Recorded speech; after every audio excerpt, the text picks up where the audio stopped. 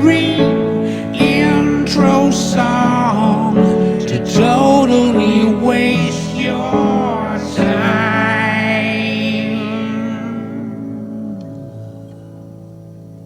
Here's the thing about history. I know nothing about it. I don't. Well, I know history from pretty much like 1969 forward. I was born in 1967, and I have a vague memory of the moon landing on TV, and certain things, I remember my crib and the view from my crib, down the hall. Remember the table, it was at the end of the hall and how it turned into the kitchen. The door was on the left. And I remember there was an Erica phone on that table. And I've confirmed this all with my mom, and she couldn't believe that I could remember the layout of my room that contained my crib. But that's the history that I know. My history. Anything before that or outside of that, I'm relying on other people's stories,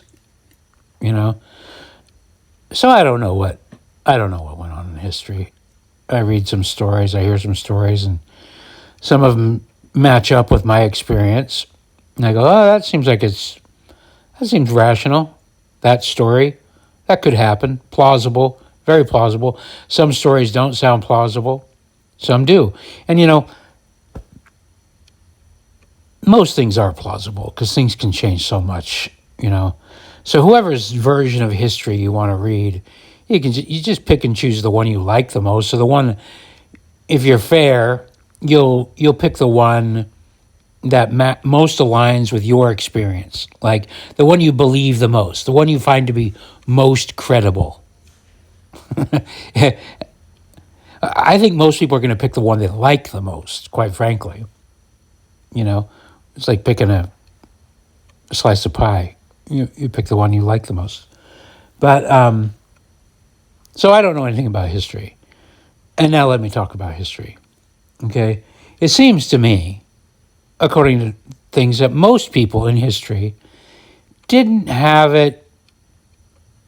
Well, let's just say most city folk in history didn't have it as good as maybe Americans have had it, or certain populations have had it after a certain time. Anyway, look, right now, fuck history. Right now, most people on this planet are living a pretty different lifestyle than you are listening to this. You're not a leather-skinned Chinaman in a rice paddy, working for 50 cents a day, You're listening to your fucking iPhone or driving down the street or whatever the fuck you're doing. It's better than most people on the planet. Can we agree on that? And things are getting better for most people on the planet. But if you look at just right now, how most people on the planet are living in conditions that aren't nearly as comfortable as yours, and then extrapolate that through since the beginning of time and all the mud huts and plagues and wars between tribes and rulers and kings and all that shit. Most people that have passed through their little time on Earth have had a less comfortable life than you. Can we agree on that? I don't know, because I haven't been anybody but me. For all I know, that rice paddy job is the fucking best thing in the world. That's the epitome of joy.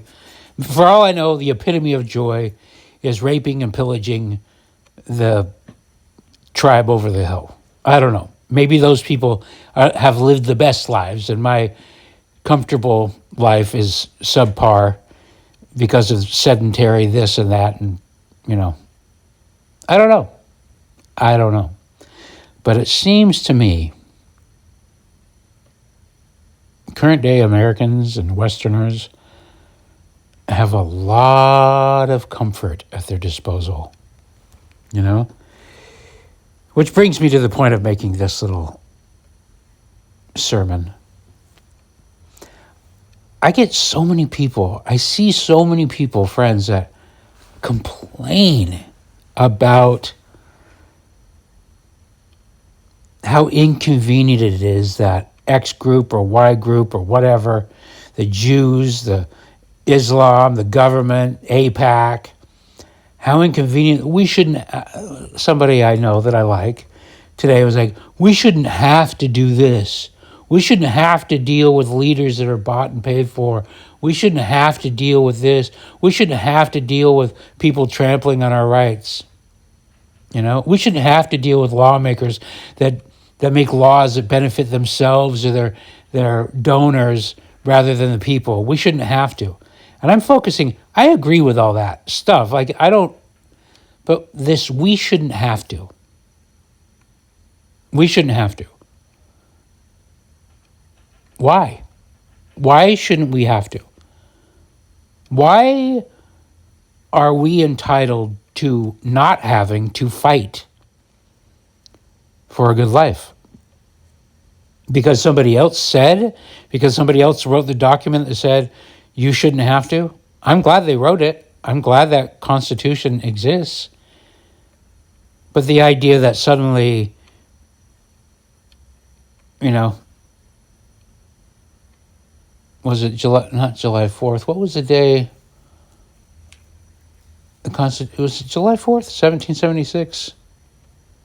That couldn't be the day. That is the day. But anyway, the day that they signed the Declaration of Independence forward, suddenly everybody's off the hook from having to fight for their freedom. You know? That's the issue I have, is the entitlement that it seems like everybody seems to be settling into. Oh, it's not convenient. I don't, okay. Yeah, it's not convenient. Maybe your friends are going to hate you if you tell the truth. Maybe you're going to get fired. Maybe you're going to get the scorn of somebody that you admired. Maybe you wanted them to admire you back, and now they're not going to. But yeah, it's like there's this, that's probably what is the danger of convenience. The danger of convenience is people just get really accustomed to it. Like, I'm 57 years old. My generation, Generation X, we're this weird generation that never really we were never drafted. It was completely voluntary. If you wanted to go to fight the Gulf War I or II or whatever, that was up to you. But we didn't have to. We didn't see, and that's just within my lifetime, and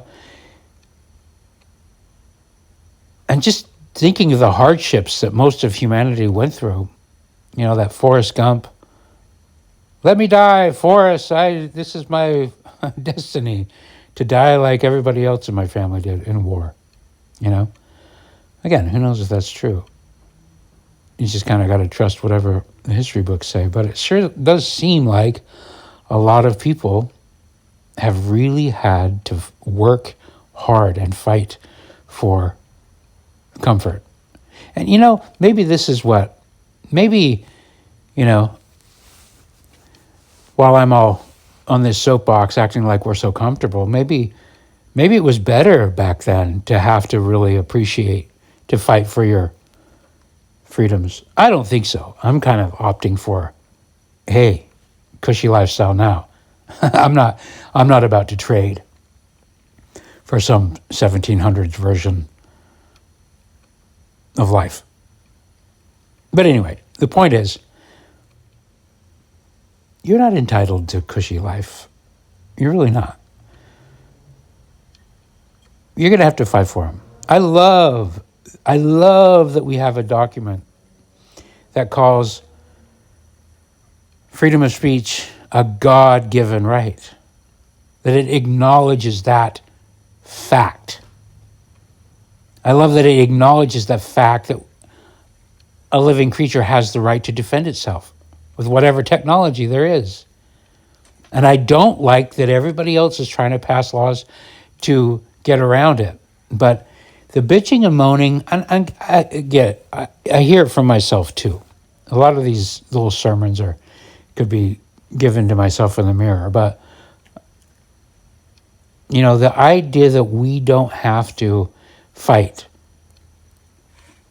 to maintain the freedoms, I would just like to see less complaining. And of course, I'm complaining about complaining right now. But I'd like to see more, lacing up the boots and enjoying the fight. And going, oh, here's an opportunity. Oh, look at this guy. He's trying to take away my God-given rights. Huh. Look at this group. They're trying to take away my freedom of speech. Oh, look at those guys. They're trying to take away my right to bear arms. This should be fun. What about that attitude? What about the attitude that, oh, here's an opportunity to have some fun, to fight? Can fighting be fun? Sure seems like it. There's a lot of people that sign up for fighting. Anyway, yeah, maybe just a shift in attitude would be nice. To look forward to the fight. To not worry, oh, if I post this, they're going to get mad at me at work. They're going to pull me into the office. They might tweet about me. Okay, great. That could be fun. How about that? How about get in trouble? How about doing it on purpose? How about maybe going on the offense and looking for the fight? How about when you're bored and feeling comfortable, think, I haven't been in trouble in a week. What could I do? And with whom can I get into trouble? There's certainly a lot of valid people that are out there promoting a lot of crap. I don't know. Again, I don't blame you if you want to lay low. Keep it laying low. That's a smart way to live, right? Comfortable. I kind of lay low. I'm not acting like I'm out there marching and getting punched in the face or anything. Although I have been punched in the face quite a few times because of the things that I've said and the attitudes that I've taken. And, not to toot my own horn, but I used to be the darling of this town, and now everybody hates me. So I'm doing my part, kind of. I mean, I'm 57. I can't, I don't know. I'm not going to make excuses. But how about that? How about that for a sermon? Get in trouble. Go looking for the fight. Fight. Quit pretending like you're owed comfortable living. You're not. You're not entitled to it. Nobody owes you shit. And people are going to be trying to take your shit. And they're going to be trying to make your life less comfortable. How about just getting good with that and getting excited to fight back? Have some fun with it, maybe? I don't know. Don't listen to me. Thanks for listening.